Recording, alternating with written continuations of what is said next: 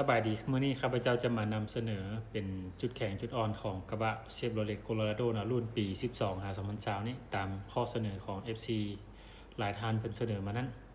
ก่อนอื่นมันจะไปเว้าจุดแข็งก่อนเนาะจุดแข็งจุดที่1ก็คือเครื่องจักรมีแรงบิดสูงโดยเฉพาะแม่นรุ่น 2.5 2.8 Duramax Turbo ซึ่งว่ามันเหมาะสมกับกับการบรรทุกเครื่องของหนักเนาะจุดที่2แม่นคันซี่ใหญ่แล้วก็แข็งเนาะซึ่งว่ามันเหมาะกับงานบุกแล้วก็งานบุกงานลุยนะจุดที่3แม่นทรงล่างของรถเชฟนี้ถือว่านุ่มนะนุ่มกว่าเทียบใช้รุ่นอื่นๆนะแต่ว่ามันเหมาะกับการขับขี่ในตัวเมืองนี่จะรู้สึกว่าสบายเนาะจุดที่4แม่นอยู่ห้องโดยสารนี่ถือว่าแม่น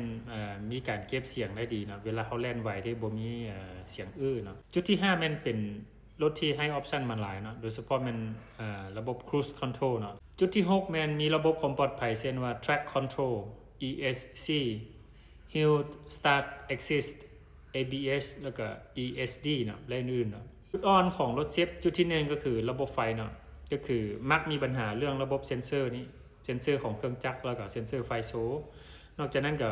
มักพบเรื่อยๆมันเซ็นเซอร์ EGR เนาะแล้วก็เซ็นเซอร์ DPF จุดที่2แม่นนั่นอะไหล่นี่แพงเนาะโดยเฉพาะมันอะไหล่แท้แล้วก็ศูนย์บริการที่ว่ามีน้อยนอกจากนั้นแม่นนั่นโรงงานผลิตอยู่ไทยถือว่าได้ปิดตัวลงแล้วเนาะปิดตัวได้ 2-3 ปีนี้เฮ็ดให้อะไหล่นี่บ่ค่อยมีจุดที่3แม่นรถเซฟถือว่าการซ่อมแปลงนี่ค่อนข้างยากเนาะยากกว่ารถอื่นๆเนาะเพราะว่ามันเป็นระบบไฟคล้ายๆคือระบบ CRDI นี่จุดที่4ก็คือซื้อมาเป็นรถมือ2แต่ว่าราคาจะตกไหวเนาะถ้าเทียบกับรุ่นอื่นๆนั้นสรุปสั้นๆก็คือรถเซฟนี่แม่นเครื่องจักรแฮงเหมาะกับงานลุยเนาะแล้วก็จุดอ่อนก็คือ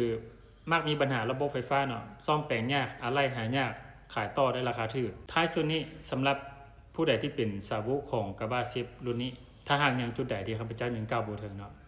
สามารถช่วยคอมเมนต์เพื่อแลกเปลี่ยนขอบใจ